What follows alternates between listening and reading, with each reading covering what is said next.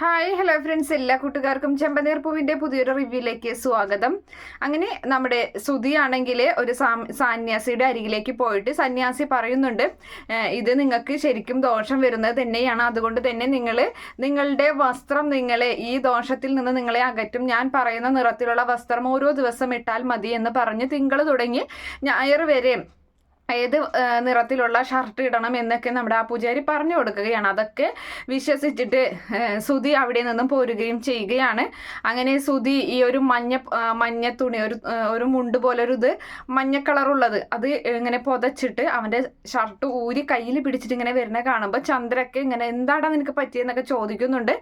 എന്തായാലും അത് കേട്ടിട്ട് ഇതെൻ്റെ പേഴ്സണൽ ആയിട്ടുള്ളൊരു കാര്യമാണ്, അമ്മ ഇതിലൊന്നും ഇടപെടണ്ട എന്നൊക്കെ പറഞ്ഞ് അങ്ങനെ നേരെ പൂജാമുറിയിൽ കയറി അവിടെ പ്രാർത്ഥിച്ചിട്ട് വേഗം തന്നെ റൂമിൽ കയറി ഇങ്ങനെ ഇരിക്കുകയാണ്. അപ്പോൾ അവിടേക്ക് ശ്രുതി വരികയാണ്. അപ്പോൾ ശ്രുതിയും റൂമിലേക്ക് ചെല്ലുമ്പോൾ ഈ ഒരു കാഴ്ച കാണുമ്പോൾ എന്താ ശ്രുതി കാണിക്കുന്നതെന്ന് ചോദിക്കുകയാണ്. അപ്പോൾ പറയുന്നുണ്ട്, ഇങ്ങനെ ഞാനൊരു സന്യാസിയെ പോയി കണ്ടായിരുന്നു, അദ്ദേഹമാണ് എന്നോട് എനിക്ക് വരാൻ പോകുന്ന ദോഷമില്ലാതിരിക്കാൻ ഇങ്ങനെ ചെയ്യണമെന്ന് പറഞ്ഞത് എന്നുള്ള കാര്യമൊക്കെ പറയുകയാണ്.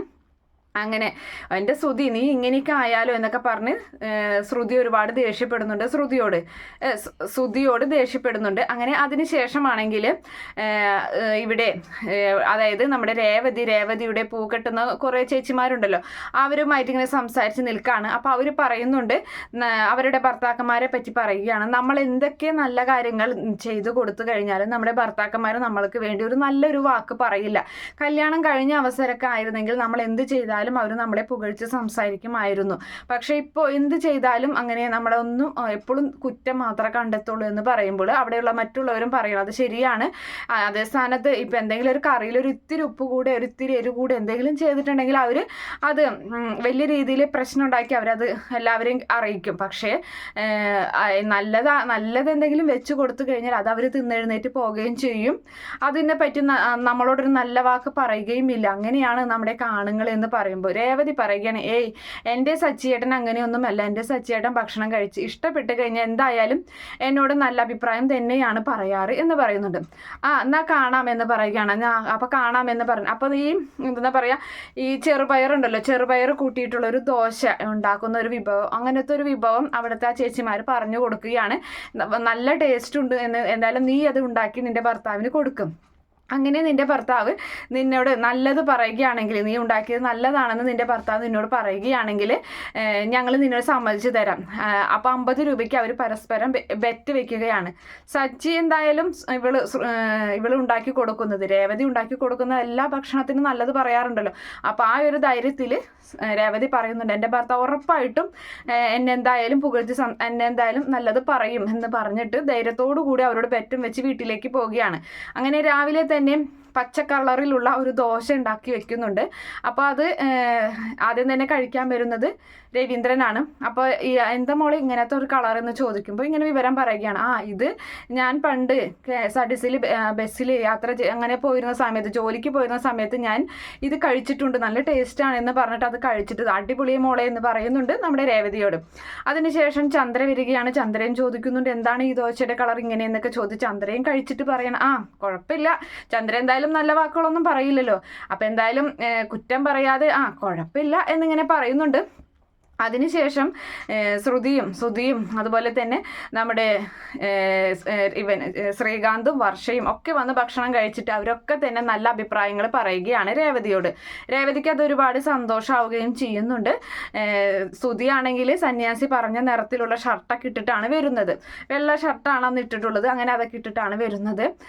അതുപോലെ തന്നെ സച്ചിയാണെങ്കിൽ ഭയങ്കര തിരക്ക് പിടിച്ചിട്ട് ആരോട് ഫോൺ ചെയ്ത് ഇങ്ങനെ നടക്കുകയാണ്.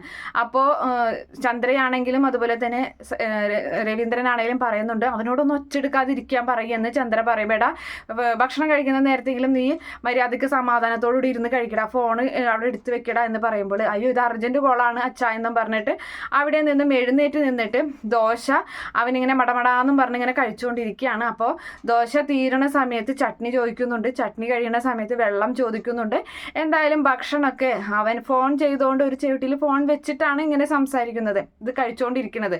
അങ്ങനെ അവൻ അതൊക്കെ പെട്ടെന്ന് കഴിച്ചിട്ട് അവന് തിരക്ക് പിടിച്ചിട്ട് അവന് രേവതിയോട് ഒരു വാക്ക് പോലും നല്ലതാണ് എന്ന് പറയാതെ, അതിൻ്റെ ഒരു രുചി പോലും അവൻ ആസ്വദിക്കാതെ അവൻ പുറത്തേക്ക് പോവുകയാണ്. അച്ഛനോടും രേവതിയോടും യാത്ര പറഞ്ഞ് പെട്ടെന്ന് തന്നെ അവൻ ഫോണും എടുത്തിട്ട് വായയും കഴുകി വേഗം പോവുകയാണ്.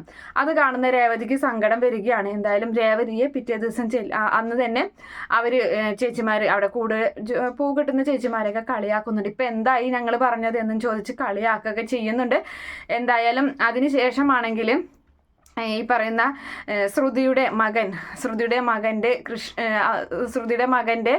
പിറന്നാളാണ് കേട്ടോ. അപ്പോൾ പിറന്നാളിന് മകൻ വിളിക്കുകയാണ്, അമ്മേ എൻ്റെ പിറന്നാളാണ് എന്ന് പറയുമ്പോൾ, ആ മോനെ എനിക്കറിയാം, അമ്മ വരില്ലേ എന്ന് ചോദിക്കുകയാണ്. അമ്മ വരാൻ എന്തായാലും എന്ന് പറയുന്നുണ്ട്.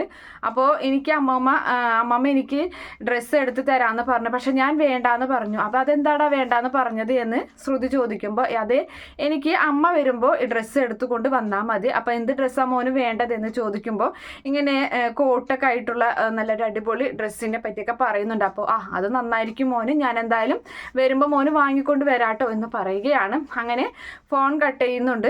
അതേ സമയത്ത് ശ്രുതി അവിടേക്ക് വന്നിട്ട് ചോദിക്കുകയാണ്, ആരാ വിളിച്ചതെന്ന് ചോദിക്കുമ്പോൾ, അത് എൻ്റെ ഒരു ഫ്രണ്ടാണ്, ഇപ്പം എന്ത് ഫംഗ്ഷനാണെന്ന് ചോദിക്കുമ്പോൾ ബർത്ത്ഡേ ആണ്, അതിന് പോകണം എന്ന് പറയുന്നുണ്ട്. നീ ഇപ്പോൾ ഇടയ്ക്കിടയ്ക്ക് ഓരോ ബർത്ത്ഡേക്കൊക്കെ ഓരോ ഫംഗ്ഷന് പോകുന്നുണ്ടല്ലോ എന്ന് ശ്രുതി ചോദിക്കുമ്പോൾ, അതിനെന്താ ശ്രുതി നീയും പൊക്കോ, അങ്ങനെ ആരെങ്കിലുമൊക്കെ വിളിച്ചു കഴിഞ്ഞാൽ എന്ന് പറഞ്ഞിട്ട് ശ്രുതി അവിടെ നിന്നും മാറി നിൽക്കുകയാണ്. എന്തായാലും ശ്രുതി തൻ്റെ മകന് ഡ്രസ്സ് എടുക്കാൻ പോകുമ്പോൾ അവിടെ ചന്ദ്രയും ഭാമയും ഉണ്ടാകും. ശ്രുതിയുടെ മകന് വേണ്ടിയിട്ടാണ് ആ ഡ്രസ്സ് എടുക്കാൻ വന്നത് എന്ന് ചന്ദ്ര അവിടെ വെച്ച് തിരിച്ചറിയുകയും ചെയ്യുന്ന ഭാഗമാണ് എന്തായാലും അടുത്ത പ്രാവശ്യം പറയാൻ പോകുന്നത്. അത് എങ്ങനെയാകും എന്താകും എന്നൊക്കെ കാത്തിരുന്ന് കാണാം. അടുത്ത റിവ്യൂവിനായി കാത്തിരിക്കാം. ഈ റിവ്യൂ ഇഷ്ടപ്പെടുകയാണെങ്കിൽ ഈ ചാനൽ ഒന്ന് സബ്സ്ക്രൈബ് ചെയ്ത് സപ്പോർട്ട് ചെയ്യുക. Okay friends, bye, thank you.